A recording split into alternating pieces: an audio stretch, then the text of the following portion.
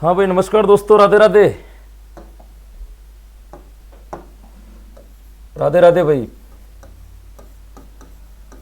आनंद में चल रहे थे ना, भाषा शिक्षण के नए नए टॉपिक आ रहे थे आपके साथ में, और नए नए टॉपिकों के ऊपर आपको मैं एकदम अट्रैक्टिव और बहुत ही डिफरेंट टाइप के क्वेश्चंस करवा रहा था।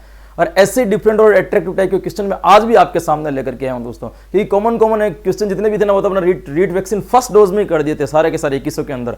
अब जो चल रहा है ना, अपना लेवल चल रहा है, थोड़ा उठ करके चल रहा है ऊपर वाला, ताकि उसे नीचे नीचे वाले प्रश्न अपने आप में क्या हो जाए दोस्तों, क्लियर हो जाए। ये सबसे बड़ी चीज हो रही है। क्योंकि मैं कल देख रहा था यूट्यूब के ऊपर एक चैनल के ऊपर, वहां पे वो प्रश्न करवाए जा रहे हैं अभी इस सिचुएशन में भी, जो पहले की अपना रीट वैक्सीन में कब के कर दिए थे पहली वाली क्लास में भी, वह क्वेश्चन अब कराए जा रहे हैं। उनके छोटे छोटे क्वेश्चन थे, उसमें वो क्वेश्चन था वापस वो प्राक कथन वाला, कि कौन सा अध्ययनात्मक पक्ष है प्राक कथन। इस टाइप के क्वेश्चन अभी तक चल रहे हैं, है ना। और बात ऐसी है कि उस पे ना 500 से 600 बच्चों के आसपास में लाइव भी थे दोस्तों। ये सबसे बड़ी बात थी। तो वहां मैंने देख करके ये चीज तो पता लगा ली कि भले ही अपने चैनल पर लाइव कम आ रहे हो ना, उन बच्चों से तो लाख गुना अपना अच्छा लेवल है। क्योंकि अभी तक वो वही पढ़ रहे हैं अध्ययनात्मक पक्ष, और अपन ने तो कल पाठ्य पुस्तक के इतने लेवल वाले प्रश्न कर दिए ना, जिनको हवा भी नहीं लगेगी। उन प्रश्नों पर उन बच्चों को पहुंचने में अभी बहुत ज्यादा समय लगने वाला दोस्तों, बहुत ज्यादा टाइम लगेगा, इतने जल्दी वो पहुंचने वाले नहीं है। और अपन चल रहे थे कि एक टॉपिक लिया और एक टॉपिक के साथ में क्या कर रहे थे दोस्तों, साथ साथ में आपके सारे के सारे टॉपिक क्या कर रहे थे दोस्तों, क्लियर कर रहे थे। और विशेष बात आज है ना, फादर्स डे है, तो मैंने लगभग हालांकि टेलीग्राम वगैरह पे सबको विश कर दिया, लेकिन फिर भी आप लोगों को बहुत बहुत शुभकामनाएं। आप सभी के वो सपने पूरे हों जो आपकी आंखों में आपके पापा ने देखे थे दोस्तों, और वही सपना लेकर के आपको रीट के एग्जाम में बैठना है। तो आज से ये मान लेना कि रीट के एग्जाम में आप अकेले बैठने वाले नहीं हो। रीट के एग्जाम में आपके पूरे के पूरे परिवार के सपने बैठेंगे, है ना, पूरे के पूरे परिवार की उम्मीदें बैठेगी, आपका खुद का ख्वाब बैठेगा, आपकी जिम्मेदारियां बैठेगी दोस्तों। यूं समझ लो कि आपका पूरा का पूरा जीवन एग्जाम में बैठेगा। ये करो और मरो वाला रण है दोस्तों, एक बड़ा सा युद्ध है, और इस युद्ध को बहुत सीरियस तरीके से आपको जीतना है। आप अकेले नहीं लड़ रहे हो, आपके साथ में काफी आशाएं लड़ रही हैं दोस्तों। और आप हार जाना, लेकिन अपनी आशाओं को मत हारने देना, है ना, अपने सपने मिटा देना, लेकिन अपनों के सपनों के लिए कभी भी पीछे मत हटना दोस्तों। ये वह युद्ध है जिसमें आपको अपने से ज्यादा दूसरों के ऊपर ध्यान देना है। और इसी रण में, इसी युद्ध में जिताने के लिए हल्का सा युद्धाभ्यास जो है ना दोस्तों, मैं आपके बीच में करवा रहा हूं। छोटी छोटी चीजें लेकर के आ रहा हूं, बहुत डिफरेंट वाली चीजें लेकर के आ रहा हूं, जो आपको कहीं ना कहीं दोस्तों मजेदार बना देगी। आज जो अपन जिस टॉपिक के ऊपर बात करने वाले हैं दोस्तों, वह टॉपिक पाठ्य पुस्तक के बाद में एक टॉपिक आता है जिसे हम कहते हैं बहुमाध्यम, या उसको अपन कहते हैं मल्टीमीडिया, या शिक्षण के अन्य संसाधन। क्या टॉपिक का नाम है? मल्टीमीडिया, बहुमाध्यम या शिक्षण के अन्य संसाधन। हिंदी विषय के अंदर ये टॉपिक है। तो वहां से उठा करके मैं कुछ प्रश्न लेकर के आया हूं। उन प्रश्नों के माध्यम से धीरे धीरे चलते चलते अपन दोस्तों क्या कर देंगे, पूरे के पूरे टॉपिक को क्लियर कर देंगे। कल जैसा चला था वैसे की वैसा सिस्टम चलेगा, टाइमिंग चलेगी, फिक्स टाइमिंग पे आपको क्या करना है, लॉक करना है, एकदम अट्रैक्टिव से चलेगा दोस्तों, है ना। कमेंट्स सारे अपन ने क्या कर दिए, एक बार फिर से बंद कर दिए, क्योंकि अपन टाइम गंवाना नहीं चाहते हैं। हमारे यहाँ पे टाइम की बहुत वैल्यू है दोस्तों, बहुत खतरनाक वैल्यू है। तो चलते हैं बिना किसी टाइम गंवाए पहले प्रश्न की ओर दोस्तों। और ये रहा आज का अपना आपका पहला प्रश्न। थोड़ी सी मैं स्लाइड को घुमा देता हूं, आपको दिखने में हल्की सी दिक्कत हो रही होगी दोस्तों। ये रहा आपका आज का पहला प्रश्न। अरे आज का पीपीटी भी मैंने बनाई है ना, थोड़ी अटपटी सी बन सकती है दोस्तों, बाकी तो कोई बनाने वाले होते हैं। देखिए प्रश्न कितना सिंपल सा है कि शल्य चिकित्सा के दौरान शिक्षा के किस बहुमाध्यम द्वारा बालकों को अप्रत्यक्ष रूप से स्थान दिया जाता है। पहले इस चीज को समझिए, ये किसकी बात कर रहा है, शल्य चिकित्सा, यानी कि जो आप ट्रेनिंग देने के लिए जाते हो डॉक्टर की, वहां पे जो ऑपरेशन होते हैं, तो बच्चों को सबको ऑपरेशन थिएटर में ले जाकर के नहीं रखा जाता है, बच्चों को कहीं और रखा जाता है। तो ये कह रहा है कि इनमें से ऐसा कौन सा संसाधन है जो शल्य चिकित्सा ऑपरेशन के दौरान क्या करता है, अप्रत्यक्ष रूप से स्थान दे दिया जाता है। अप्रत्यक्ष रूप से स्थान देने का मतलब क्या है, बालक उसके अंदर नहीं है, फिर भी उस शल्य चिकित्सा, उस ऑपरेशन को देख सकता है दोस्तों। ये बहुमाध्यम है, मल्टीमीडिया माध्यम है, जो साइंस बायो के लिए काम में आता है दोस्तों। तो ये पूरा इसमें से कौन सा है भाई, अंतरक्रियात्मक वीडियो के द्वारा, संचार उपग्रह के द्वारा, या निकटबंध परिपथ टेलीविजन के द्वारा, या कंप्यूटर वार्तालाप के द्वारा। चार ऑप्शन है। प्रश्न मैंने आपको समझा दिया। शल्य चिकित्सा के दौरान बालकों को अप्रत्यक्ष रूप से स्थान दिया जाता है, मतलब बालक ऑपरेशन जिसका हो रहा है उसके पास नहीं खड़े, फिर भी पूरा का पूरा ऑपरेशन देख रहे हैं। ये किसके द्वारा किया जाता है शिक्षा के अंतर्गत? चार ऑप्शन आपके सामने है दोस्तों। ये लीजिए, आपका टाइम स्टार्ट करता हूं मैं यहां से। 10 सेकंड के अंदर आपको खींच करके आंसर देना है दोस्तों, 10 सेकंड ओनली, है ना, क्योंकि टाइमिंग अपनी फिक्स रहती है, टाइमिंग 1% नहीं लेगी। इसी 10 सेकंड से आपको रीट में भी एग्जाम देना है। 10 सेकंड से 1 सेकंड भी अगर आप पीछे रहे ना दोस्तों, तो क्या हो जाएगा, आपका बिल्कुल टाइम अप होता है दोस्तों आप पे। देखिए इसका जो सही उत्तर निकलेगा ना दोस्तों, वह निकल जाएगा निकटबंध परिपथ टेलीविजन। देखो हिंदी नाम भी याद करना, क्योंकि एग्जामिनर आपको फंसाने की कोशिश करेगा। अब इसका मैं अंग्रेजी नाम बताऊंगा ना, आपको इतना आसान लगेगा कि ये होता है क्या। देखो अंतर क्रियात्मक वीडियो अलग चीज है दोस्तों, इसमें तो क्या होता है कंप्यूटर के द्वारा दो शिक्षक और बालक मिलकर अपनी अंतर क्रियात्मक बात कर सकते हैं दोस्तों। संचार उपग्रह सैटेलाइट से इसका कोई लेना देना नहीं है, सैटेलाइट की वजह से कोई संसाधन चल सकता है दोस्तों। और कंप्यूटर वार्तालाप आप समझते हो, जब एक ऑपरेशन थिएटर के अंदर जब शल्य चिकित्सा चल रही होती है या ऑपरेशन हो रहा होता है ना, तब उसको निकट बंद परिपथ टेलीविजन के द्वारा, जिसको शॉर्ट में हिंदी में आप लोग कहते हो सीसीटीवी, है ना, क्या हम सुने दोस्तों सीसीटीवी। यदि मैं यहाँ पे भी सीसीटीवी लिखता ना, 1 मिनट में आप आंसर पहचान जाते हैं कि इसका आंसर सीसीटीवी होता है। एग्जामिनर भी आपके साथ में यही खेल खेलेगा, वो सीसीटीवी नहीं देगा, वो क्या देगा आपको, निकट बंद परिपथ टेलीविजन, ये इसका हिंदी नाम है दोस्तों। तो ये ध्यान रखना है आपको, फंसाने की हर जगह पे आपको कोशिश करेगा ना। मैंने कहा ना, मैं आपको युद्ध में जब आप उतरते हो लड़ने के लिए ना, शस्त्र मजबूत हो ना हो इससे फर्क नहीं पड़ता है, लेकिन अपने पास में जो ढाल है ना वह मजबूत होनी चाहिए। मतलब ढाल क्या है, अपनी मजबूती। प्रश्न अपने ऊपर वार नहीं करना चाहिए, जैसे वार करें ढाल उसके सामने आ जानी चाहिए, फिर अपना शस्त्र कमजोर होगा तभी अपन उसको हरा देंगे। यही काम आपको करेगा जो ढाल बनकर के आना है दोस्तों। सही उत्तर क्या हो जाएगा आपका, सी वाला उत्तर बिल्कुल सही हो जाएगा। और ये लीजिए आज का एक छोटा सा प्रश्न आपके सामने, और सारी स्लाइडों को हिलाना पड़ेगा मुझे ऐसा लग रहा है। ये देखिए एक छोटा सा प्रश्न आपके सामने, क्या कह रहा है ये प्रश्न, बहुत सिंपल सा प्रश्न है। प्रश्न कह रहा है कि किस सन में, सत्र पूछा है दोस्तों, किस सन से शिक्षा और विकास के लिए इनसेट का इस्तेमाल किया गया। सन पूछा जा रहा है दोस्तों, इनमें से कौन सा सन है जिसमें शिक्षा और विकास के लिए किसका इस्तेमाल किया दोस्तों, इनसेट का इस्तेमाल किया था। इनसेट क्या था, एक प्रकार का उपग्रह है दोस्तों। क्या है दोस्तों, उपग्रह है। ये किसके लिए पूछ रहा है, शिक्षा और विकास के लिए। यानी कि ये पूछ रहा है कि पहला उपग्रह जो था ना दोस्तों शिक्षा और विभाग के लिए, वो कब छोड़ा गया था, या अपन कह सकते हो कि कब उसको संचालित किया गया। तो इसका सन पूछा है भाई, 1982, 1985, 1987 या 1988। पहला सैटेलाइट नहीं पूछा है, ध्यान रखना। प्रश्न क्या पूछा है इसने, शिक्षा और विकास के लिए इनसेट जो पहला किया गया था, पहला उपग्रह, संचार उपग्रह जो छोड़ा गया था वह कौन सा था, 1982, 1985, 1987 या 1988। सही ऑप्शन देना है। हर बार की तरह आपका टाइमिंग जो रहेगा वो कितना रहेगा दोस्तों, 10 सेकंड। और ये होता है आपका टाइम स्टार्ट। फटाक से निकाल करके उसका उत्तर दे दीजिए दोस्तों, ओनली फॉर 10 सेकंड।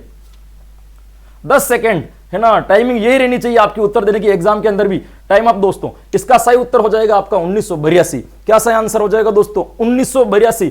1982 में भारतीय राष्ट्रीय उपग्रह द्वारा, किसके द्वारा दोस्तों, इसका नाम है भारतीय राष्ट्रीय उपग्रह। भारतीय राष्ट्रीय उपग्रह जो आपके सैटेलाइट छोड़ने का काम करता है, या जो संचार के माध्यम से शैक्षिक परिस्थितियों में जिसने सैटेलाइट छोड़े जाते हैं, इनके द्वारा इनसेट सन शिक्षा और विकास के लिए पहला सैटेलाइट छोड़ा गया, जो शिक्षा के लिए काम करता था, पर्सनल शिक्षा के लिए उसके कार्यक्रम थे। तो ये पहला जो कब किया था, 1982 से किया था दोस्तों। कब किया था, इस्तेमाल किया जा रहा है, तो 1982 से इसका प्रयोग किया जा रहा है, सन 1982 से। कितना दोस्तों, सन 1982 से। बहुत सिंपल सा प्रश्न था, बहुत आराम सा प्रश्न था। बहुमाध्यम मल्टीमीडिया को लेकर के ये प्रश्न पूछा जा सकता है, लेवल बनाया जाए तो। ये देखिए आपका अगला प्रश्न, ये भी छोटा सा प्रश्न है भाई, इसमें भी कोई खास बात नहीं है, लेवल बहुत कम है प्रश्नों का। देखिए, भारत में प्रथम रेडियो स्कूल, क्या पूछा इसने, भारत में प्रथम रेडियो स्कूल प्रसारण का शुभारंभ कब व कहां किया गया। पहले प्रश्न को पूछना, इसने ऐसे नहीं पूछा कि पहला रेडियो स्टेशन कहां खोला गया या पहली बार रेडियो का प्रयोग कहां गया। इसने पूछा कि पहला प्रथम रेडियो स्कूल प्रसारण का शुभारंभ, है ना, कब वह कहां किया गया, कौन से सन में किया गया और किस जगह पे किया गया। स्कूल रेडियो जिसमें विद्यालय संबंधी कार्यक्रम आते थे, 1937 में कोलकाता में, 1927 मुंबई में, 1966 गुजरात में, या 1969 बेंगलोर में। प्रश्न क्या है, भारत में प्रथम रेडियो स्कूल प्रसारण का शुभारंभ कब व कहां किया गया। तो सही उत्तर जो होगा ना दोस्तों, 4 ऑप्शन आपके सामने हैं और टाइमिंग में लगा रहा हूं आपकी, ये 10 सेकंड मिलेंगे आपको ऑप्शन देखने के लिए। सही आंसर क्या होगा, 1997 कोलकाता, 1927 मुंबई, 1966 गुजरात या 1969 बेंगलोर के अंतर्गत दोस्तों। टाइम अप आपका खत्म होता है दोस्तों।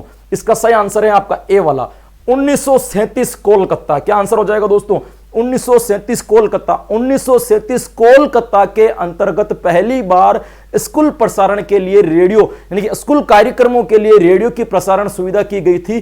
कौन से सन में की गई, 1937 में कोलकाता में। क्योंकि आप टीचर का एग्जाम दे रहे हो, शिक्षा का एग्जाम दे रहे हो, पूछा जा सकता है कि पहला स्कूल प्रसारण केंद्र रेडियो कहां खोला गया था। तो सही आंसर जो निकलेगा वो क्या निकल जाएगा आपका, 1937। कौन सा सन है, कोलकाता में भाई, 1937। ये मुंबई का दे रखा है ना, 1927 मुंबई में यहां पे पहला रेडियो स्टेशन खुला था दोस्तों। क्या खुला था, प्रथम भारत का पहला रेडियो स्टेशन कहां पे खुला था। तो वहां पे जो सही आंसर हो जाएगा दोस्तों वो क्या हो जाएगा आपका, बिल्कुल 1927 होगा। ये कोलकाता में शुरू किया गया था दोस्तों, है ना, आकाशवाणी, भारतीय आकाशवाणी केंद्र के द्वारा यह कार्यक्रम चलाया जाता था 1937 कोलकाता में। तो ये हो जाएगा बिल्कुल आपका सही उत्तर। देखिए कितने इजी प्रश्न है ना, छोटा सा टॉपिक है जिसे हम नजरअंदाज कर देते हैं। बहुमाध्यम मल्टीमीडिया, जो लोग अगर बहुमाध्यम को बहुत सारे लोग टीचर पढ़ाते भी हैं, ऐसी बात नहीं कि नहीं पढ़ाते, लेकिन वो क्या कहते हैं टीचिंग सहायक सामग्री के साथ में जोड़ करके पढ़ा देते हैं। अरे भाई सहायक सामग्री अलग चीज है, बहुमाध्यम अलग चीज है। हाँ उनके कुछ पार्ट मिलते जुलते हैं, इसका मतलब एक नहीं दोनों चीजें एक हो जाएगी, दोनों चीजें अलग अलग हैं दोस्तों। ये लीजिए आपका एक छोटा सा और हल्का सा प्रश्न है ना, जो आपको कहीं ना कहीं सोचने के लिए मजबूर कर देगा। ये दीजिए, ये आपका एक छोटा सा प्रश्न है, किस अनुदेशक उपकरण के माध्यम से विद्यार्थी एवं शिक्षक का वार्तालाप सजीव रिकॉर्ड किया जा सकता है? प्रश्न क्या पूछ रहा है, पहले प्रश्न को समझिए। यह कह रहा है कि शिक्षक और विद्यार्थी जब कक्षा में बैठे होते हैं, विद्यार्थी को जब शिक्षक पढ़ा रहा होता है, उस समय उनके बीच में वार्तालाप चल रही होती है, तो इनमें से ऐसा कौन सा उपकरण है जो उस वार्तालाप को सजीव रिकॉर्ड कर दे, मतलब वैसे की वैसे उसी वक्त रिकॉर्ड कर देता है दोस्तों? ये कौन सा भाई? फीता अभिलेख, सिरोपरि प्रक्षेपित, ग्रामोफोन या VSAT? क्या है दोस्तों? VSAT। चारों में से कौन सा ऑप्शन सही होगा? प्रश्न मैंने आपको पूरा का पूरा समझा दिया है और टाइमिंग जो है ना दोस्तों ये रही आपके सामने स्टार्ट।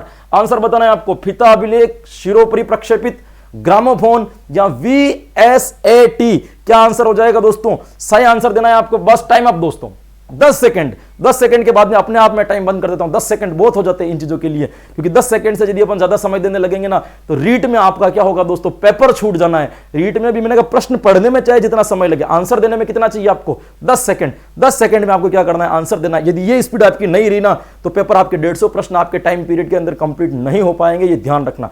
अब प्रश्न देखिए, किस अनुदेशक उपकरण के माध्यम से विद्यार्थी एवं शिक्षक का वार्तालाप सजीव रिकॉर्ड किया जा सकता है? वैसी की वैसी परिस्थिति में रिकॉर्ड किया जा सकता है। ऑप्शन था आपके सामने फीता अभिलेख, सिरोपरि प्रक्षेपित, ग्रामोफोन या VSST। तो दोस्तों मैं आपको सही उत्तर बता दूं, इसका सही उत्तर होगा फीता अभिलेख। क्या सही उत्तर होगा दोस्तों? फीता अभिलेख। अब इसका मैं सरल नाम बताता हूं। इस फीता अभिलेख को कहते हैं दोस्तों टेप रिकॉर्डर। क्या कहते हैं दोस्तों? Tape recorder. यदि मैं यहां पे टेप रिकॉर्डर लिखता ना, आप सारे के सारे बच्चे इसका क्या दे देते थे? 1 मिनट में सही आंसर देते। इसलिए मैंने इसका नाम क्या लिखा है? फीता अभिलेख। अरे इस टेप रिकॉर्डर को क्या कहते हैं? फीता अभिलेख कहते हैं। सिरोपरि प्रक्षेपित, सिरोपरि, सिरो नहीं दोस्तों, शिरो है ना, इस जगह पे शब्द ना कौन सा आ जाए? श। शिरोपरि प्रक्षेपित। अरे शिरोपरि, OHP जो प्रोजेक्टर होता है, ओवरहेड प्रोजेक्टर, उसको कहते हैं हिंदी में शिरोपरि। ग्रामोफोन तो आप जानते हो जो संगीत शिक्षा में काम आता था, ग्रामोफोन दोस्तों।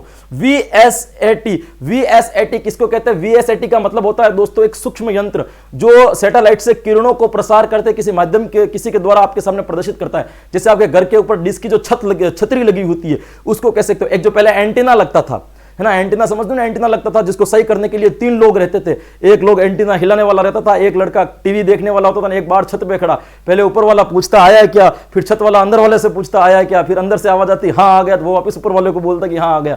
ऐसा होता था ना बचपन में, आपने देखा होगा, क्योंकि लगभग आप सब मेरी उम्र के बच्चे तैयारी करो तो आपने जायज सी बात है ये चीज देखी होगी। वो कहलाता है आपका VSAT। जो अभी वर्तमान में आपने देखा होगा बड़ी स्कूलें जो होती थी ना, बड़ी स्कूलें जो उच्च माध्यमिक स्तर पर, उनके बड़ी सी छतरी लगी हुई होती थी, वो यही सिस्टम था दोस्तों, VSST। तो ये ध्यान रखना है आपको कि सजीव वार्तालाप किसमें रिकॉर्ड किया जा सकता है? फीता अभिलेख में रिकॉर्ड किया जाता है। फिर जो कम स्तर के बच्चे होते हैं जिनको एक बार में समझ में नहीं आता ना, उनको इस फीता अभिलेख के माध्यम से उसी वार्तालाप को उसी तरीके से दोबारा सुनाया जाता है। तो यहां पर सही आंसर क्या हो जाएगा आपका? ए। कितना नॉर्मल सा प्रश्न था। लीजिए एक सिंपल सा प्रश्न और, बहुत इजी प्रश्न करवा रहा हूं दोस्तों, मैं टफ प्रश्न करवा ही नहीं रहा हूं आपसे, मुश्किल प्रश्न मैं बिल्कुल नहीं करवाऊंगा, है ना।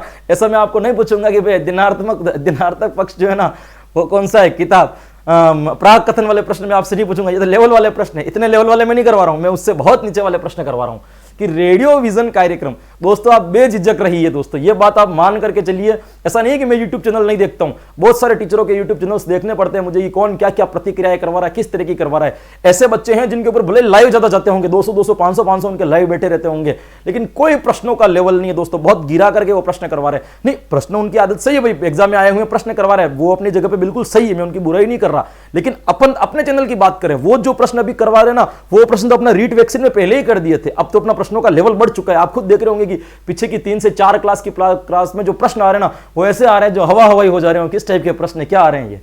ये प्रश्न भी ऐसे ही है।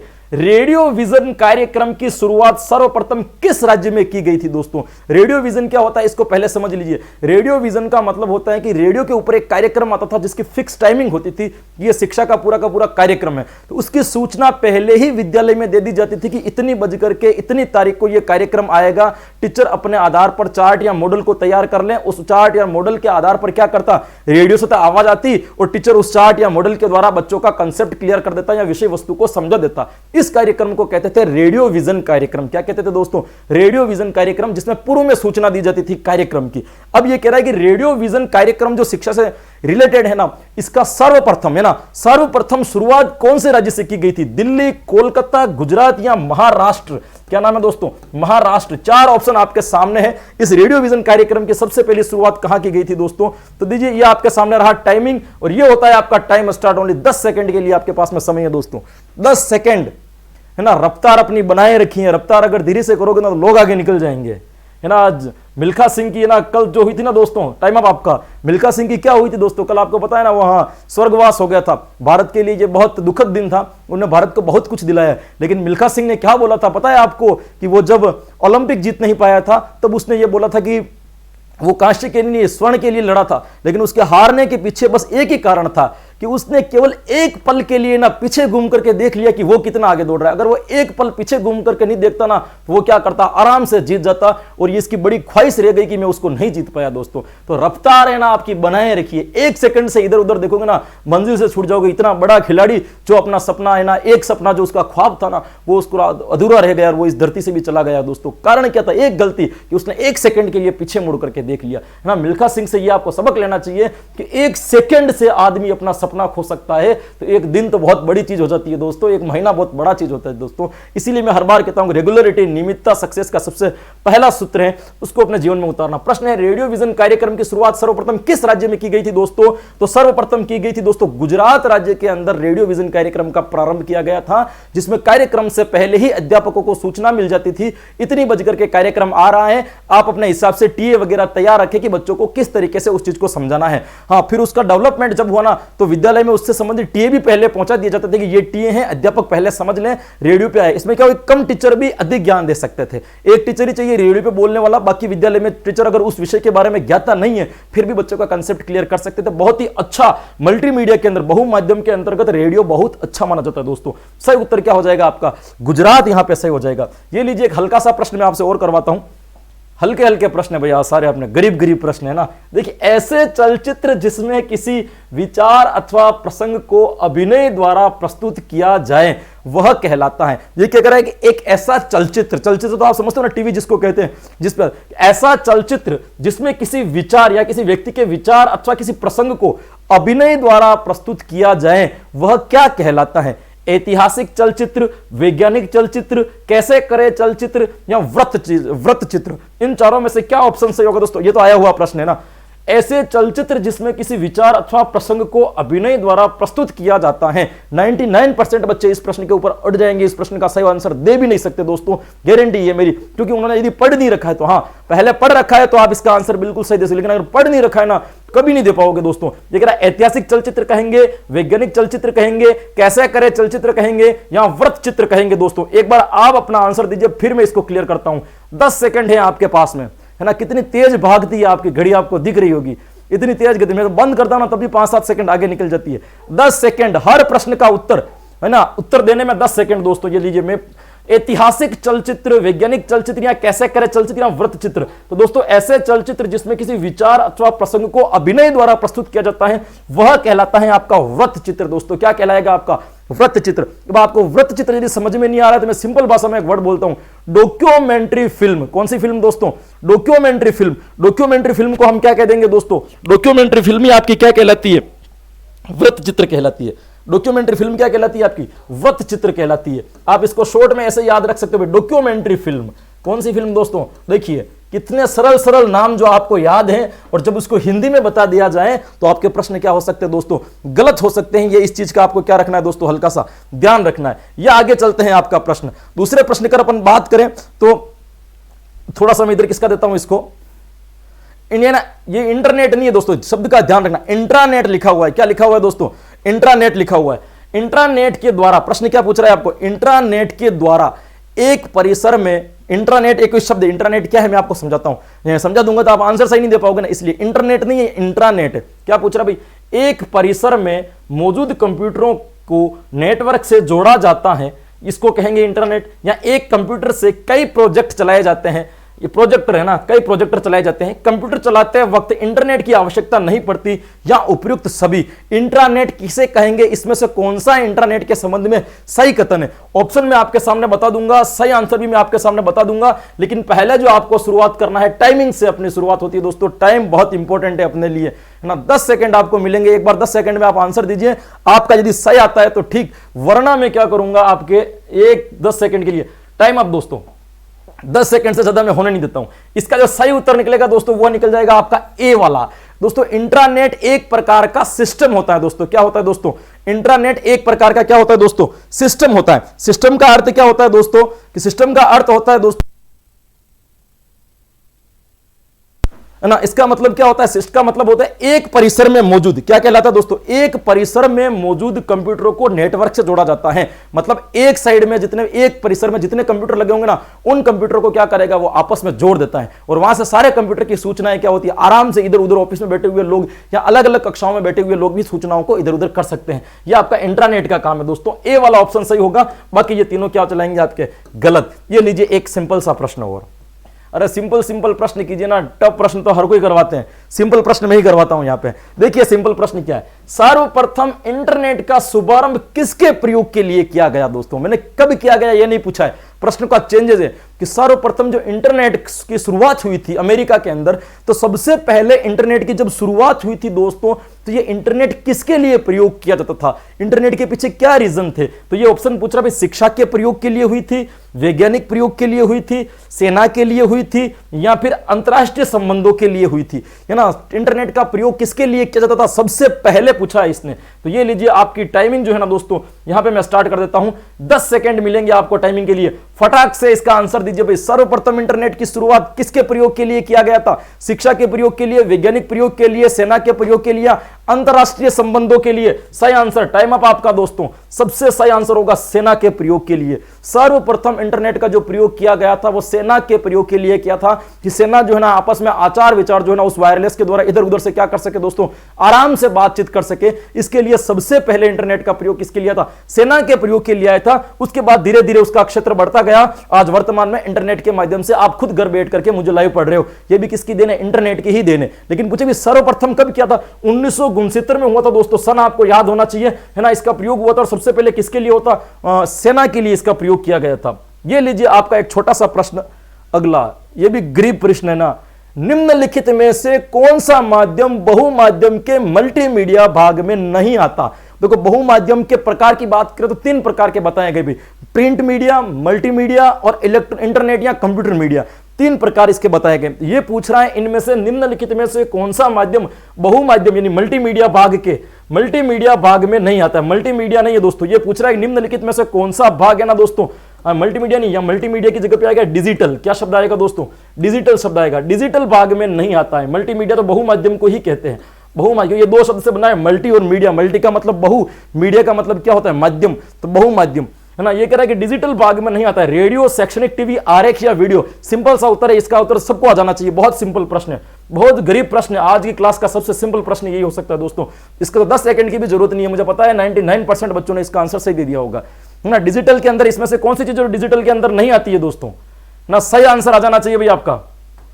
रुकिए भाई, ये कह रहा है डिजिटल के अंदर निम्नलिखित में से कौन सा बहुमाध्यम डिजिटल में नहीं आता है दोस्तों। अभी आप देखिए, रेडियो भी एक प्रकार का क्या है दोस्तों, डिजिटल भाग है ना, सुनने में काम आता है। शैक्षणिक टीवी भी एक प्रकार का डिजिटल भाग है, वीडियो भी एक प्रकार का डिजिटल भाग है। ये आरेख जो है ना दोस्तों, यह आपके डिजिटल वाले भाग में नहीं आता है, यह प्रिंट मीडिया वाले भाग में आता है, क्योंकि इसके अंदर प्रिंट, चित्रित वाली जो प्रिंट मीडिया होती है उसके अंदर इसको गिना जाता है। क्योंकि इसके 2 भाग है दोस्तों, मैं आपको हल्का सा बता भी देता हूं ना। ये जो बहुमाध्यम होता है जिसे आप कहते हैं दोस्तों मल्टीमीडिया, क्या कहते हैं अपन, मल्टीमीडिया। इस मल्टीमीडिया के मुख्य रूप से 3 प्रकार होते हैं। कितने प्रकार होते हैं, 3 प्रकार होते हैं। कौन कौन से प्रकार होते हैं, तो एक तो होता है दोस्तों प्रिंट मीडिया, सबसे पहले नंबर पे आता है, वह कौन सा आता है आपका, प्रिंट मीडिया। ये प्रिंट मीडिया 2 तरीके का होता है, एक तो होता है लिखित और एक होता है आपका चित्रित। है ना, लिखित यानी जिस पर लिखा हुआ होगा, और एक होता है आपका चित्रित जिस पर चित्र बने हुए होते हैं। दूसरे नंबर पर आता है दोस्तों आपके डिजिटल मीडिया। कौन सा मीडिया आता है दोस्तों? Digital media. ये डिजिटल मीडिया जो होता है ये भी दो प्रकार का होता है दोस्तों, एक तो होता है आपका ऑडियो, एक होता है आपका वीडियो, जिसे हम श्रव्य और क्या कहते हैं दोस्तों, इसको दृश्य कहते हैं, जिसे हम सुन सकते हैं और जिसे हम बोल सकते हैं। और तीसरा जो होता है ना दोस्तों, वह होता है आपके इंटरनेट। क्या होता है दोस्तों? इंटरनेट, या इसको अपन क्या कहेंगे? कंप्यूटर। ये आपका तीसरा भाग कहलाएगा। तो ये मल्टीमीडिया के 3 भाग बताए गए हैं, इनके वापस 2-2 भाग बताए गए। ये आरेख खलसा का आपको क्या रखना है? ध्यान रखना है। तो प्रश्न यहां पे था कि डिजिटल का भाग नहीं है, ये आरेख डिजिटल का भाग नहीं है, प्रिंट मीडिया के अंदर चित्र वाले भाग का भाग है दोस्तों। अब लीजिए आपका अगला प्रश्न, किसके माध्यम को, किस माध्यम को लेजर प्रकाश की किरण पुंज के द्वारा, है ना, बहुत बढ़िया प्रश्न पूछा भाई, किस माध्यम को प्रकाश किरण की किरण पुंज का उपयोग करते हुए बिना लेंस के बनाया जाता है? फोटोग्राफी, होलोग्राम, इलेक्ट्रॉनिक मॉडल या HHTP? कितना बढ़िया सा प्रश्न है दोस्तों, बहुत लेवल वाला प्रश्न है।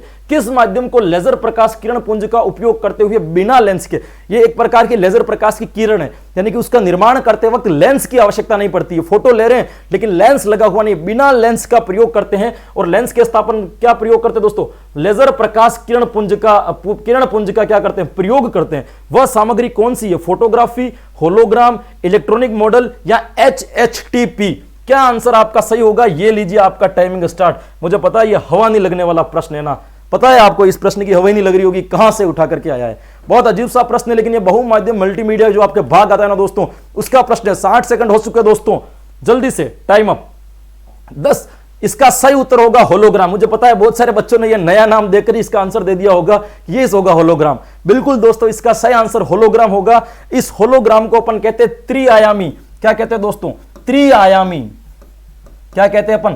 त्रिआयामी। यदि त्रिआयामी भी नहीं समझ में आ रहा हो तो और सिंपल वर्ड लिखूं 3D, जिसे आप 3D कहते हो ना, वही 3D कहलाता है त्रिआयामी, और उसी को हम कहते हैं होलोग्राम। इसमें होलोग्राम का मतलब होलोग्राफ के बगैर फोटो खींचा जाता है ना, जिसमें किसी प्रकार का लेंस का प्रयोग नहीं किया जाता, लेंस के स्थान पर लेजर प्रकाश किरण पुंज का उपयोग किया जाता है, जिसको हम कहते हैं त्रिआयामी, या इसी का क्या नाम है आपका? होलोग्राम। और यह होलोग्राम भी नहीं समझ में आ रहा है, इसका सही उत्तर क्या हो जाएगा? आपके 3D हो जाएगा। तो सही आंसर क्या हो जाएगा भाई यहाँ पे? 3D। ये लीजिए आपका एक गरीब प्रश्न, और ये तो बिल्कुल साधारण प्रश्न है दोस्तों, इसका तो उत्तर आ ही जाना चाहिए। ये भी इसका उत्तर मैंने बता भी दिया है। श्रव्य दृश्य बहुमाध्यम के किस प्रकार, श्रव्य दृश्य जो है ना, ये बहुमाध्यम के किस प्रकार के भाग हैं? प्रिंट आधारित, इंटर आधारित, डिजिटल आधारित या उपयुक्त में से कोई नहीं? क्योंकि 4 चीजें तो मैंने आपको बता दी भाई। कितनी चीजें बता दी आपको? 4 चीजें मैंने इसके अंतर्गत बता दी थी कि मेन इसका भाग कौन सा है, तो ये प्रिंट आधारित है। कौन सा? श्रव्य और दृश्य पूछ रहा है। ये कौन सा भाग पूछ रहा है आपसे? श्रव्य और दृश्य। ये प्रिंट आधारित है या इंटरनेट आधारित वाला भाग में से, या डिजिटल वाले में से, या उपयुक्त में से कोई नहीं? आंसर मैंने बता चुके हैं, लेकिन अपना नियम जो है 30 सेकंड का ना, वो तो चलती रहेगा। इसका तो आंसर आप सब जने दे दीजिए, बहुत नॉर्मल सा प्रश्न है, इसमें कुछ ही नहीं। अभी अभी बताया मैंने, जस्ट 2 प्रश्न से पहले ही इसका मैंने आपको आंसर बताया था कि इसका सही उत्तर क्या हो जाएगा दोस्तों। टाइम आप आपका है ना, ये लीजिए आपका टाइम खत्म। सही आंसर हो जाएगा डिजिटल आधारित दोस्तों। मैंने अभी बताया था डिजिटल में ऑडियो और वीडियो 2 प्रकार की चीजें होती है। ऑडियो को हम क्या कहते हैं दोस्तों? श्रव्य कहते हैं, और इस वीडियो को हम क्या कहते हैं दोस्तों? इसी वीडियो को हम कहते हैं दृश्य। तो यहाँ पे श्रव्य दृश्य किसके माध्यम के भाग होंगे? तो ये डिजिटल माध्यम के भाग होंगे दोस्तों। किसके भाग होंगे? आपके डिजिटल माध्यम के भाग होंगे। और डिजिटल माध्यम के भाग के बाद में यदि अपन दूसरे भाग की बात करें दोस्तों, ये लीजिए आपका अगला प्रश्न।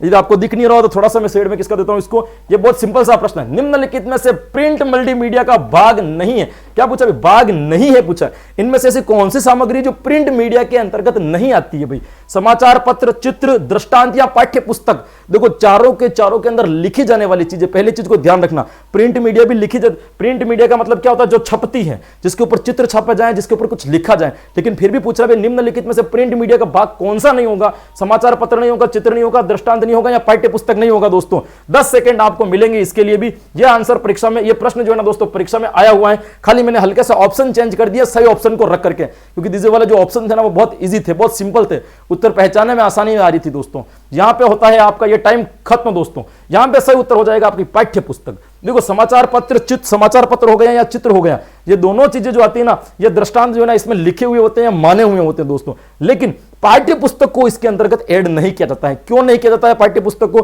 पाठ्य पुस्तक का ऐड नहीं करने के पीछे, इसके पीछे कारण है कि पाठ्य पुस्तक एक प्रिंट साधन नहीं है, यह एक साधना है, यह एक मुख्य चीज है। शिक्षा के क्षेत्र में इसको प्रिंट चीज नहीं कह सकते हो, या प्रिंट का माध्यम नहीं मान सकते हो, क्योंकि पाठ्य पुस्तक जो होती है ना वो क्या चीज होती है दोस्तों, पाठ्य पुस्तक एक मतलब शिक्षण का आधार होती है, जिसके बगैर कभी भी शिक्षण कराया ही नहीं जा सकता, मुख्य भाग होती है। इसलिए इसको प्रिंट मीडिया का भाग नहीं माना गया है, या मल्टीमीडिया का भाग या प्रिंट मीडिया का भाग नहीं माना गया। यहां पे जो सही आंसर हो जाएगा ये हो जाएगा। ये लीजिए आपका एक प्रश्न और है आज का।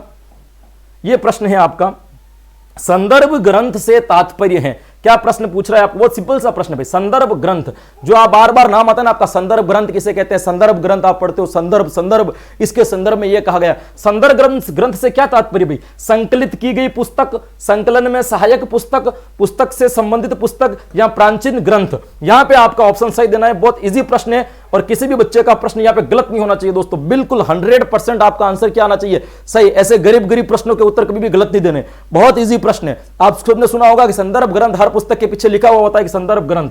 ये लीजिए आपका टाइम अब दोस्तों। ये पूछ रहा है संदर्भ ग्रंथ, किताब के पीछे एक चीज लिखी हुई होती है, अगर आपने कभी पढ़ा हो तो, कि ये चीजें इस पुस्तक में से उठा करके इस पुस्तक की रचना की गई है, तो ये संकलित की गई पुस्तक नहीं कहलाएगी। संकलन में सहायक पुस्तक क्या कहेंगे दोस्तों, संकलन में पुस्तक से संबंधित पुस्तक भी नहीं कह सकते, क्योंकि बहुत सारी पुस्तकों में से उठा करके आपने एक पुस्तक बनाई, एक टॉपिक किसे लिया, एक टॉपिक किसे लिया, ये भी इसका आंसर हो सकता है, लेकिन इससे बेहतर ये इसका आंसर लग रहा है। संकलन में सहायक पुस्तक क्या कहलाएगी, संकलन में सहायक पुस्तक, जिसकी वजह से उस पुस्तक का निर्माण किया गया। जैसे मैं कोई किताब लिख रहा हूं तो उस किताब के पीछे लिखूंगा कि इस किताब को लिखने के लिए मैंने कौन कौन से ग्रंथों का प्रयोग किया था, किस किस किताब से मैंने कंटेंट लिया है, इसकी मानक पुस्तक कौन सी है, इसकी प्रमाणिक पुस्तक कौन सी है, वो क्या कहलाएगा, इसका संदर्भ ग्रंथ कहलाएगा। बी जो होगा इसका बिल्कुल सही आंसर हो जाएगा। ये लीजिए एक छोटा सा प्रश्न और है बहुमाध्यम को लेकर के, कि बहुमाध्यम शिक्षण का महत्व नहीं है। क्या पूछ रहा है इसमें से ऐसा कौन सा महत्व है जो बहुमाध्यम शिक्षण का नहीं है दोस्तों।